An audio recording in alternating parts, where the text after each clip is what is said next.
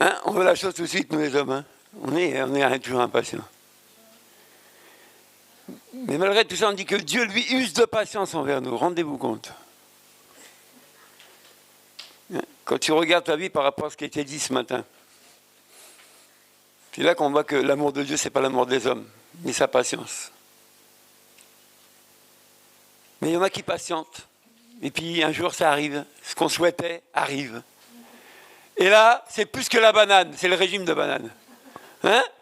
Donc ce jour-là, tu as oublié la tristesse. Tu as oublié tout. Tu dis, ah, voilà ce que j'attendais. Ça vaut le coup, hein? Ben, réalise, tu souffres. Tu sers Dieu, tu souffres. Tu prêches l'évangile, on te tape sur le dos. Et un jour, tu verras ton Seigneur.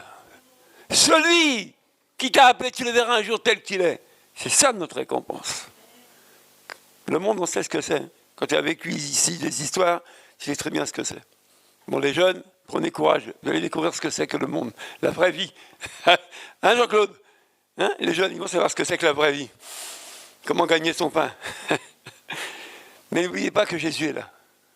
Comptez sur lui. Hier, on était avec voir tous les deux comme des fous. On a pris la sono, le micro, on est allé à la gare de Saint-Just. On a prêché l'évangile. On était à la poste, on a prêché l'évangile. On était sur le parking de Leclerc où tout le monde faisait les courses. On a prêché l'évangile. Et les gens étaient surpris. Ah, qu'est-ce qu'ils nous racontent ces gens-là? Pourquoi les gens sont surpris? Parce qu'on n'entend plus ce message-là à l'extérieur. On n'entend plus comme du temps des disciples qu'allaient de lui annoncer là-bas. On n'entend plus. Je voudrais rafraîchir la mémoire d'une personne ici, qui était passée un temps avec nous et qui est repartie à La Réunion. C'est ma sœur qui est là. J'ai dit, ma sœur, il faut que tu évangélises là-bas. Je ne sais pas si tu le fais. Mais tu sais, quand Dieu revient et qu'il insiste, c'est que tu dois le faire. Il faut se lever, aller dehors, annoncer l'évangile. Amen. Il faut que les gens qui soient dehors aient une espérance que, ah, c'est pas foutu, c'est pas cata. Il y a une solution, mais elle se trouve en Jésus. Et ça, c'est la mission de l'Église, d'aller de faire de toutes les nations des disciples. Ça, c'est la mission de l'Église qu'on a oubliée, qu'on a lâchée. Vous savez, à force de faire de l'entre nous, on se mord. Parce que c'est des rivalités, c'est des querelles pas possibles au milieu de nous. Si tu as des enfants que tu les gardes longtemps chez toi, tu vas voir les conflits entre le papa et le fils souvent. Parce qu'on ne fait pas des enfants pour nous, ils sont faits pour partir aussi. Eux aussi, ils font leur expérience. Ils volent de leurs propres ailes. Puis quand ils cassent une aile, souvent, ils reviennent chez toi. Ils la réparent, puis ils repartent. Je sais de quoi je parle. Heureusement qu'il y avait la maison de mes parents un jour pour me récupérer, parce que ça aurait été chaud. J'aurais fini sous un carton, peut-être. Mais c'est ça, la maison des parents. Elle doit être ouverte. Et la maison de Dieu, elle est grande ouverte aussi. Amen.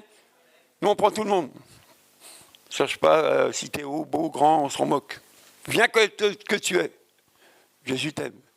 Bon, fini le discours, on passe aux choses sérieuses. Aujourd'hui, c'est aujourd'hui, non? Et hier, c'était hier. Demain sera demain. Mais aujourd'hui, c'est un peu spécial. Pourquoi?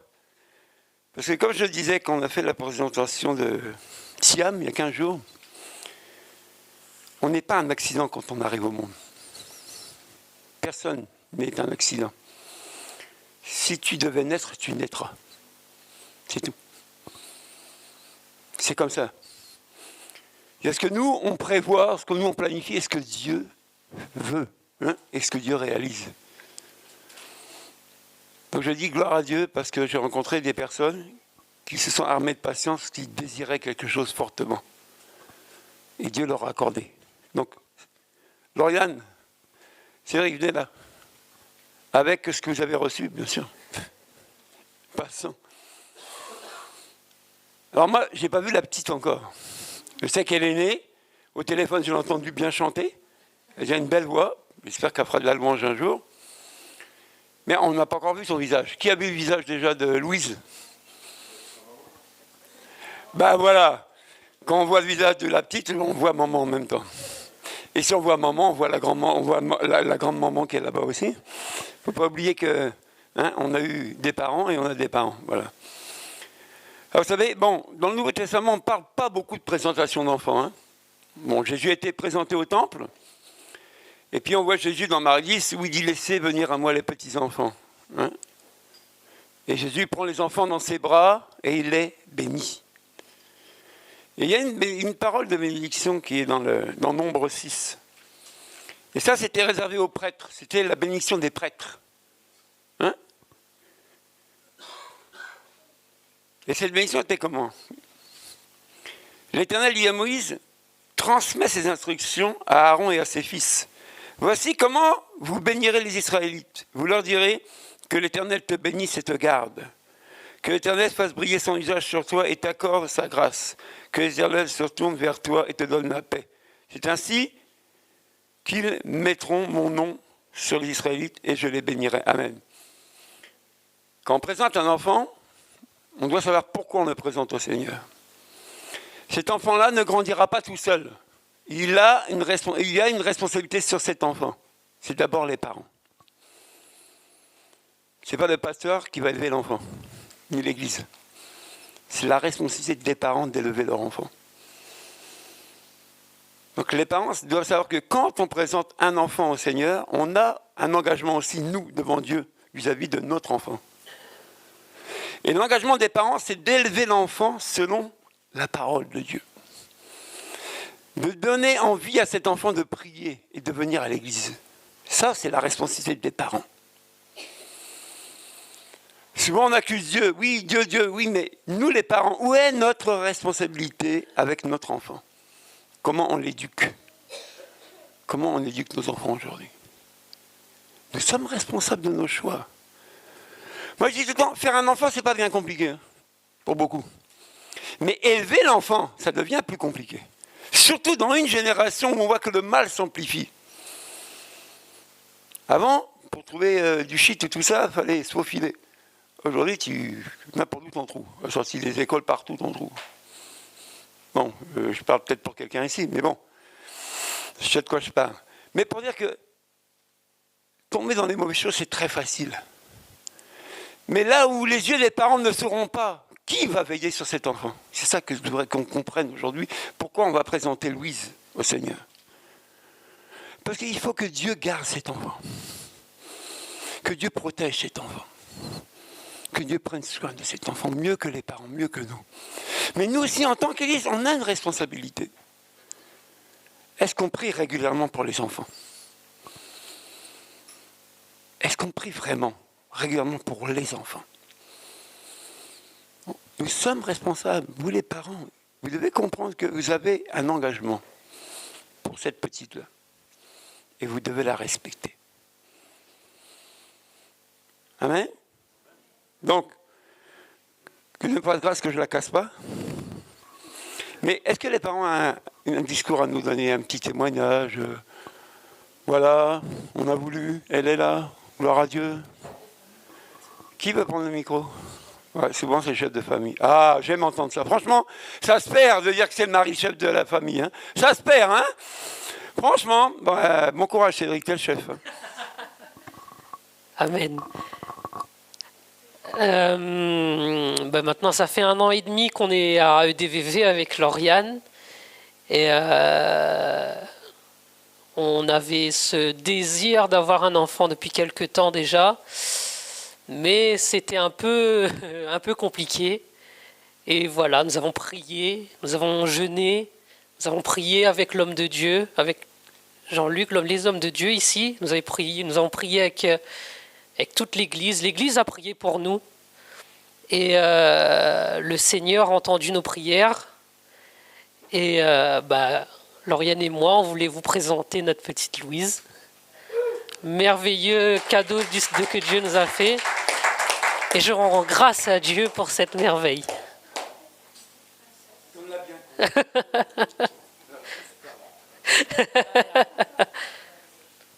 Allez, je vais la prendre. Tu me la prêtes? Dans l'autre sens, je suis droitier. Parce que gaucher, je vais mal la tenir. Ça va aller. En principe, je ne la ferai pas tomber, je pense pas. Viens là, Louise. Regarde-moi. Je suis beau. Dis que je suis beau. Tu te souviendras de moi, je suis dans les bras. Allez, on va prier. Amen. On va réclamer la bénédiction de Dieu sur la vie de Louise. Il dit, c'est une grâce d'avoir une grâce merveilleuse. Je peux comprendre la joie des parents. un enfant qui a attendu comme ça. Et là, nous te bénissons pour Louise. Mon oreille avait entendu Louise. Elle ne l'avait, moi aussi, je ne l'avais pas vue. Aujourd'hui, nous la voyons, elle est là. Et nous prions que ta grâce repose sur elle. Que ta bénédiction nous soit accordée. Et leur fais des grâces. Que tout danger soit écarté, celle. Qu'elle puisse grandir en sagesse. Selon ta parole. Seigneur, merci pour Louise, un cadeau bienveillant. Il n'y a pas plus beau cadeau d'avoir un enfant. Alors nous te la présentons, nous te la confions, Dieu, afin que là où nos yeux ne seront pas les siens, là où on ne pourra pas la garder, la protéger, que tu la gardes et tu la protèges. Et que dans cette génération, elle devienne aussi un témoin de ta parole. Seigneur, nous te la consacrons, elle est pour toi. Oui, elle est aux parents, mais elle est aussi pour toi. Alors nous te bénissons. Au nom de Jésus. Amen. Amen. Bon, oui, reste un peu machin. Il n'y a pas un chant de joie, on n'a pas la joie. On n'a pas la joie de voir ça dans... Hein? Amen. Franchement, on en veut beaucoup encore. Les mamans là qui en veulent encore, hein? Priez. Allez, je ne sais pas si dire vos maris, je veux un enfant aussi. Allez, c'est là. Tu vois, hein? C'est bien fait d'attendre un peu. Allez, on va se réjouir, un chant. On peut se réjouir? On y va? Ben j'attends. Oui, féliciter les parents, hein? Ça va de soi. Béni soit le nom. Comment? Ah, ok. Ah, le portable à Nice. Allez, un chant. Puis après, on vous lâche, comme on dit. Allez, on se réjouit. Ah, c'est bien la maman, elle fait déjà danser. Hein, elle apprend la danse déjà toute petite. On va la noyer dans la louange, celle-là. Amen. Et on va la noyer dans la prière. Voilà. Le premier qu'elle va dire, c'est Jésus. Ah, mais je m'appelle Cédric, je suis papa. Non, c'est Jésus. Oh, ça y est. Un problème encore. Non, c'est une grâce, une bénédiction. Vous savez, ma petite fille, quand mes petites filles étaient nous, parce qu'on a presque élevé nos petits-enfants, quand ma petite fille tombait, elle ne disait pas les 5 lettres. Elle tombait, elle disait Jésus-Christ. Ah, tu sais bien. Vous voyez, tout petit, quand on libère la parole de Dieu sur eux, ils grandissent avec. C'est des repères pour eux, la parole de Dieu, non? Au lieu de dire des gros mots, il dit Jésus-Christ. Et quand je lui juste parle des mal, il dit attention, papy, il ne faut pas dire ça. Hein. Ah! Non, mais. Allez, on va rythmer un peu. Nom du Seigneur. Béni soit le nom du Seigneur. Béni soit le nom du Seigneur, le Très-Haut. Béni soit le nom du Seigneur. Béni soit le nom du Seigneur. Béni soit le nom du Seigneur, le Très-Haut. Le nom du Seigneur est un refuge. Le juste accourt dans ses murs pour être sauvé. Le nom du Seigneur est un refuge. Le juste accourt dans ses murs pour être sauvé.